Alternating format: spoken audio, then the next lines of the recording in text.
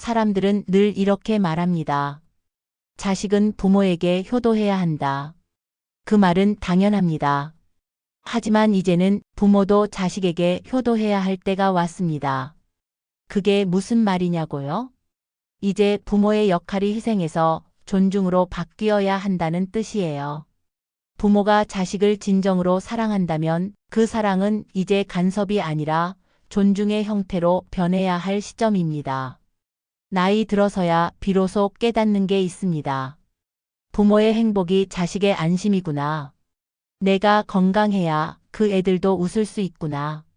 자식에게 짐이 되지 않으려면, 그리고 서로의 삶이 오래도록 따뜻하려면 부모도 이제 자신에게 효도해야 합니다.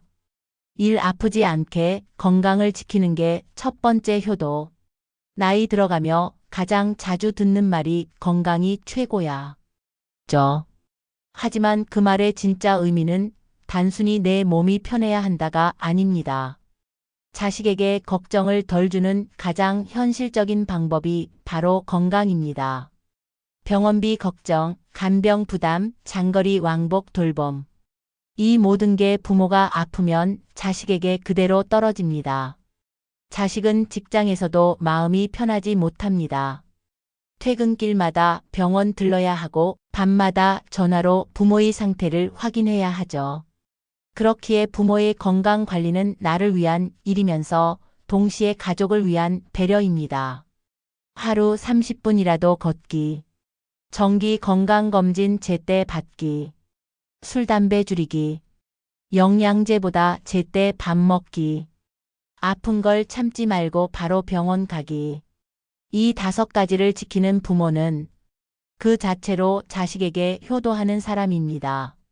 건강하게 오래 사는 게 효도고, 병원 침대가 아니라 공원 벤치에서 웃는 게 자식이 바라는 부모의 모습이에요. 이 자기 인생 즐기며 사는 게 두 번째 효도. 많은 부모가 이렇게 말하죠. 나는 자식 키우느라 내 인생 다 바쳤다. 그 말에는 자부심이 있지만 동시에 슬픔도 담겨 있습니다. 이제는 자식이 아니라 나 자신에게 충실할 때입니다.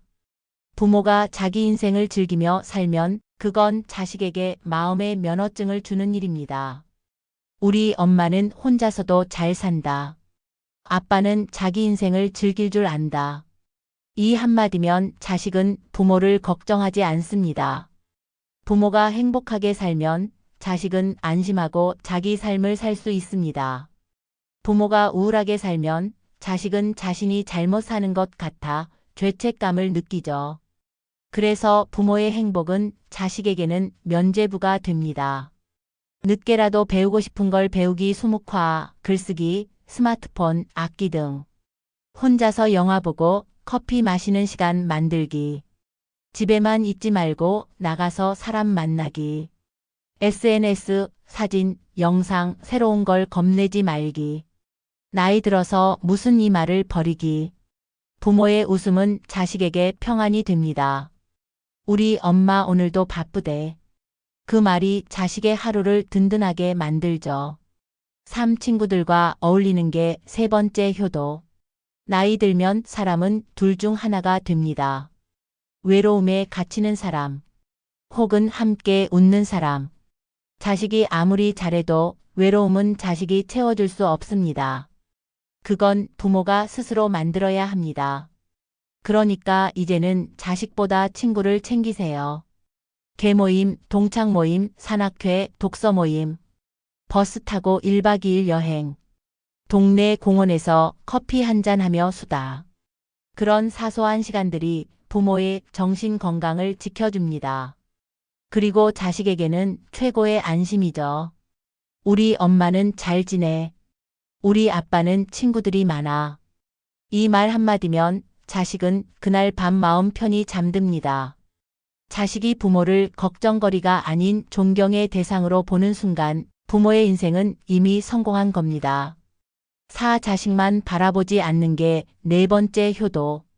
많은 부모는 이렇게 말하죠. 난 너 하나 보고 산다. 그 말은 사랑처럼 들리지만 자식 입장에선 가장 무거운 말입니다. 자식에게 부담이 되는 사랑은 결국 사랑이 아닙니다. 사랑은 자유를 주는 거예요. 이제는 이렇게 말해야 합니다. 넌 너 인생 살고 난 내 인생 살게. 이 한마디가 자식에게는 눈물 날 만큼 따뜻합니다. 왜냐면 그 안에는 믿음이 있거든요. 너를 믿는다. 나는 나대로 괜찮게 살겠다. 부모가 자식의 삶을 컨트롤하지 않고 자식의 선택을 존중해 주는 것, 그게 진짜 사랑이고 지혜입니다. 이제는 자식의 인생에 답을 내리려 하지 말고 그저 묵묵히 응원만 해주세요. 그게 성숙한 부모의 마지막 공부입니다. 자식에게 걱정 끼치지 않으려면 이 5가지도 기억하세요. 1. 경제적인 준비. 나중에 노후는 내가 책임진다는 마음으로 자식에게 생활비를 기대하지 않는 게 진짜 효도입니다. 작게라도 연금, 적금, 생활비 관리를 스스로 하세요. 자식이 부모의 노후를 걱정하는 건 세상에서 가장 큰 스트레스입니다. 2. 정서적 독립. 네가 없으면 나는 못 살아.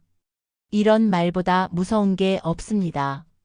부모가 자신의 시간을 채우고 감정을 스스로 관리할 줄 알면 자식은 그제야 숨을 쉽니다. 3. 배우자와의 관계 관리. 나이 들어 부부 사이가 서먹하거나 냉랭하면 그 중간에서 늘 자식이 고생합니다. 결혼한 자식은 부모의 갈등을 감당할 여유가 없습니다. 자식 앞에서 배우자 욕하지 않기, 싸움 얘기 꺼내지 않기, 이것도 효도입니다. 4. 정리된 말과 정리된 삶. 쓸데없는 원망, 오래된 서운함은 버리세요. 가족 모임 때마다 과거 이야기 꺼내면 그 자리는 금세 무거워집니다.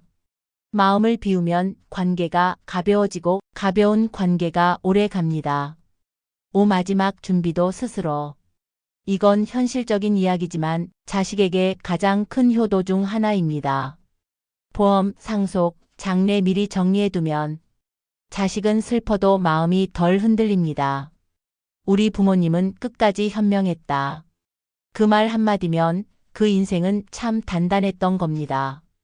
6. 결국 부모의 효도는 사랑의 다른 이름. 효도는 자식만의 몫이 아닙니다. 이제는 부모도 해야 합니다. 자식이 안심하고 자기 인생을 살 수 있도록 부모가 스스로 잘 살아주는 것. 그게 진짜 효도입니다. 넌 너 인생 살고 난 내 인생 살게. 이건 이별의 말이 아니라 사랑의 완성입니다. 부모가 자기 삶을 사랑할 줄 알 때 그 사랑은 자식에게 가장 큰 선물이 됩니다. 그리고 그 사랑은 세월이 흘러도 오래 남습니다. 부모도 자식에게 효도해야 합니다.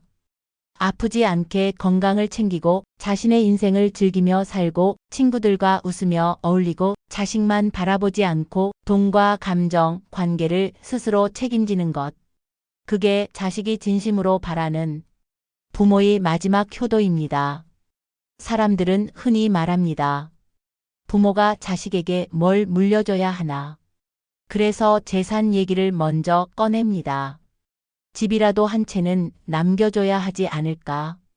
유산이라도 조금은 있어야 자식이 덜 힘들지.